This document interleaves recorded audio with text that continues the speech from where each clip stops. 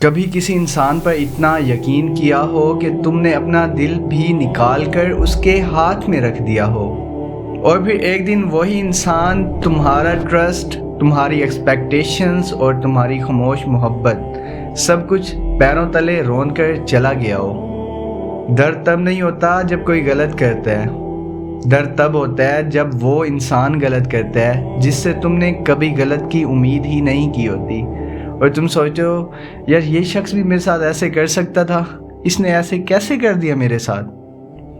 آج ہم بات کریں گے اس درد کی جو چیخ کر نہیں روتا، لیکن اندر ہی اندر انسان کو توڑ دیتا ہے اور اندر ہی اندر ہمیں کھا جاتا ہے۔ لوگوں کا ٹرسٹ ٹوٹ جائے تو پھر کیا کریں؟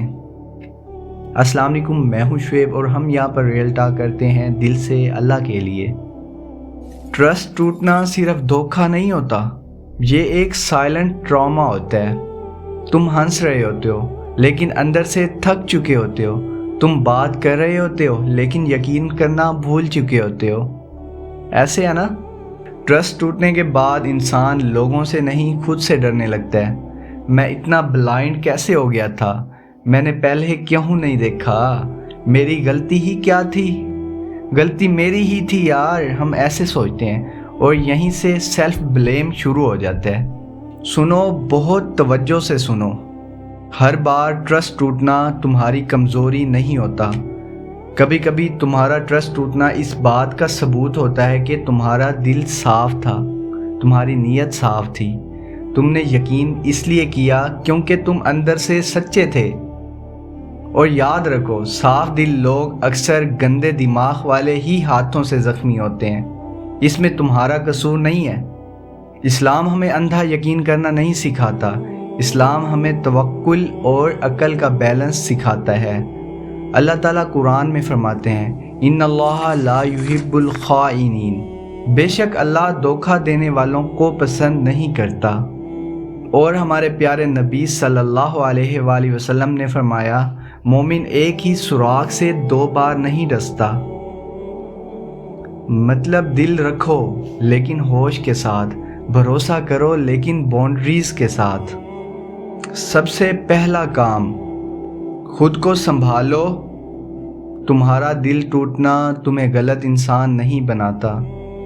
یہ کہنا سیکھو، جو ہوا وہ میرے بس میں نہیں تھا، لیکن اب جو ہوگا وہ میرے اختیار میں ہوگا۔ اس کا مطلب اپنی عزت واپس لو، اپنی باؤنڈریز کو واپس لو، اپنی ویلیوز کو یاد رکھو، اپنے آپ کو اہمیت دو۔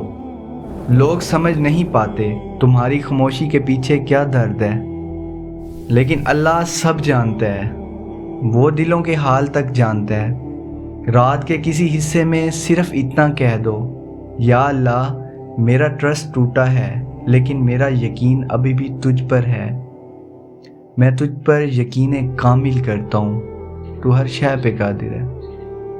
ہیلنگ کا مطلب یہ نہیں کہ تم فوراً ٹھیک ہو جاؤ گے۔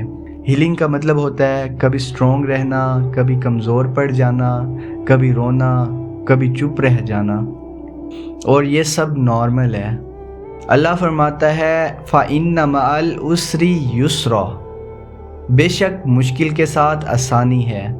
سوال یہ نہیں کہ یقین کرنا غلط تھا، سوال یہ ہے کہ کس پر اور کتنا یقین کرنا ہے۔ ہر انسان پر ٹرسٹ مت کرو، لیکن ہر انسان کو سزا بھی مت دو نا۔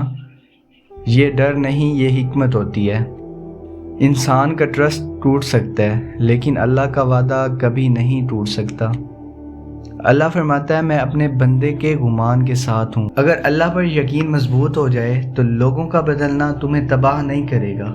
ہاں، تم بدل جاتے ہو، تم کم بولتے ہو، کم ایکسپیکٹ کرتے ہو، کم اٹیچ ہوتے ہو، اور یہ سیلفشنس نہیں ہے، یہ سیلف ریسپیکٹ ہے۔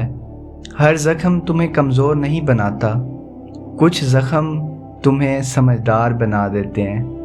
ایک وارننگ ہے میری طرف سے، اپنا دل اتنا بند مت کر لینا کہ محبت دروازے پر آئے اور تم خوف میں دروازہ ہی نہ کھولو۔ بیلنس سیکھو، دل بھی رکھو اور دعا بھی۔ اللہ فرماتا ہے، وَقَانَ أَمْرُ اللَّهِ قَدْرًا مَقْدُورًا، اللہ کا فیصلہ لکھا ہوا ہوتا ہے۔ تو یاد رکھو، اللہ تمہیں ٹوٹنے کے لیے نہیں، تراشنے کے لیے اس پروسیس سے گزار رہا ہے۔ تمہارا ٹرسٹ ٹوٹا ہے، تمہاری قیمت نہیں، تمہارے آنسو گرے ہیں، تمہارا رب ابھی بھی تمہارے ساتھ ہے۔ یا اللہ، جن لوگوں کا ٹرسٹ ٹوٹا ہے ان کے دل جوڑ دے، جو دھوکہ دے گئے ہیں انہیں بھی ہدایت دے دے، اور ہمیں اتنا یقین عطا فرما کہ ہم لوگوں سے کم اور تجھ سے زیادہ امید لگائیں۔ آمین۔ اسی کے ساتھ مجھے دیجیے اجازت، انشاءاللہ ملیں گے نیکسٹ ویڈیو میں۔ تب تک کے لیے اپنا خیال رکھیں۔ اللہ حافظ۔